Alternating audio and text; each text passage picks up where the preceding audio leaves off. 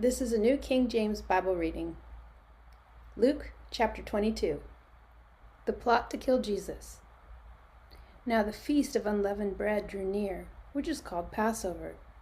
And the chief priests and scribes sought how they might kill him, for they feared the people. Then Satan entered Judas, surnamed Iscariot, who was numbered among the 12. So he went his way and conferred with the chief priests and captains how he might betray him to them. And they were glad, and agreed to give him money. So he promised and sought opportunity to betray him to them in absence of the multitude. Jesus and his disciples prepare the Passover.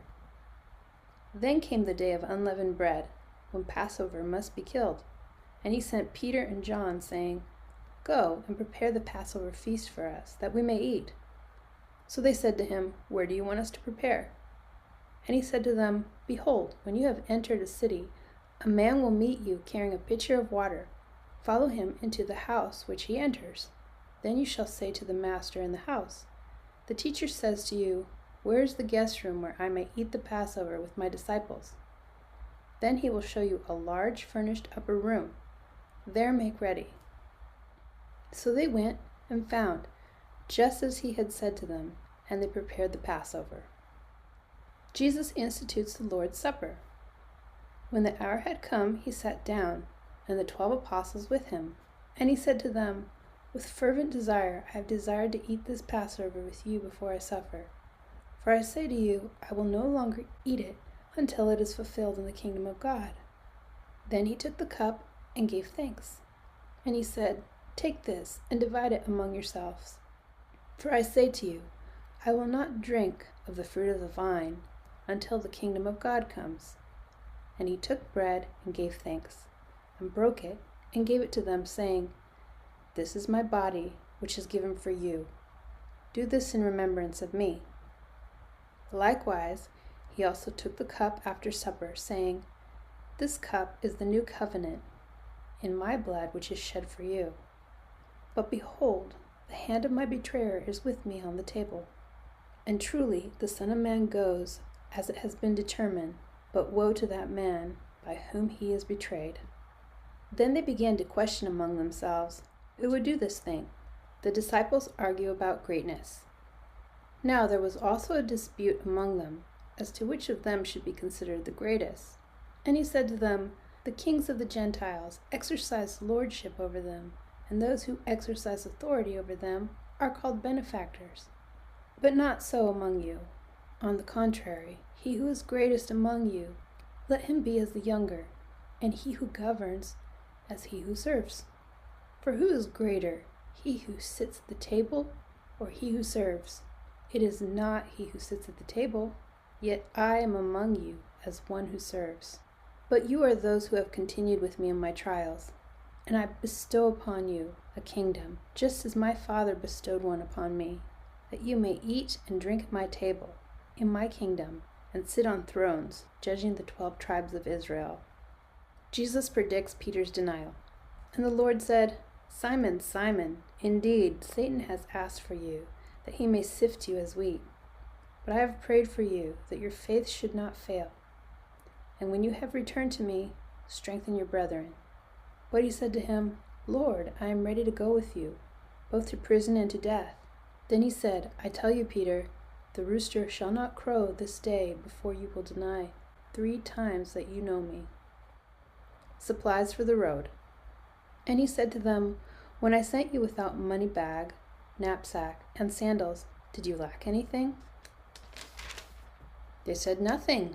Then he said to them, "But now he who has a money bag, let him take it, and likewise a knapsack. And he who has no sword, let him sell his garment and buy one. For I say to you that this which was written must still be accomplished in me." And he was numbered with their transgressors. For the things concerning me have an end. So they said, "Lord, look, here are 2 swords." And he said to them, "It is enough." The prayer in the garden. Coming out, he went to the Mount of Olives, as he was accustomed.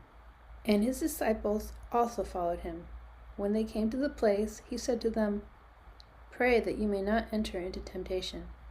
And he was withdrawn from them about a stone's throw. And he knelt down and prayed, saying, "Father, if it is your will, take this cup away from me. Nevertheless, not my will, but yours be done." Then an angel appeared to him from heaven, strengthening him. And being in agony, he prayed more earnestly. Then his sweat became like great drops of blood falling down to the ground. When he arose up from the prayer, he had come to the disciples and found them sleeping from sorrow. Then he said to them, "Why do you sleep? Rise and pray, lest you enter into temptation." Betrayal and arrest in Gethsemane. And while he was still speaking, behold, a multitude, and he who was called Judas, one of the 12, went before them, and drew near to Jesus to kiss him. But Jesus said to him, "Judas, you are betraying the Son of Man with a kiss?" When those around him saw what was going to happen, they said to him, "Lord, shall we strike with the sword?" And one of them struck the servant of the high priest and cut off his right ear. But Jesus answered and said, "Permit even this." And he touched his ear and healed him. Then Jesus said to the chief priests, captains of the temple, and the elders who had come to him, "Have you come out against a robber with swords and clubs? When I was with you daily in the temple, you did not try to seize me.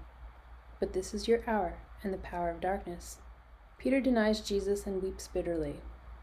Having arrested him, they led him and brought him into the high priest's house. But Peter followed at a distance.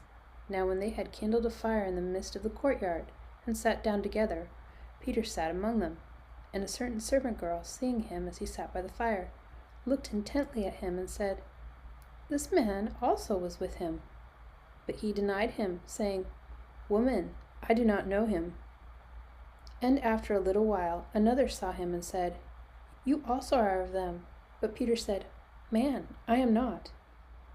Then, after about an hour had passed, another confidently affirmed, saying, "Surely this fellow also was with him, for he is a Galilean." But Peter said, "Man, I do not know what you are saying." Immediately, while he was still speaking, the rooster crowed. And the Lord turned and looked at Peter. Then Peter remembered the words of the Lord, how he had said to him, "Before the rooster crows, you will deny me 3 times." So Peter went out and wept bitterly. Jesus mocked and beaten. Now the men who held Jesus mocked him and beat him, and having blindfolded him, they struck him on the face, and asked him, saying, "Prophesy, who is the one who struck you?" And many other things they blasphemously spoke against him. Jesus faces the Sanhedrin. As soon as it was day, the elders of the people, both chief priests and scribes, came together and led him into their council, saying, "If you are the Christ, tell us." But he said to them, "If I tell you, you will by no means believe. And if I also ask you, you will by no means answer me, or let me go. Hereafter the Son of Man will sit on the right hand of the power of God." Then they said, "Are you then the Son of God?" So he said to them, "You rightly say that I am." Then they said, "What further testimony do we need? For we have heard it ourselves from his own mouth."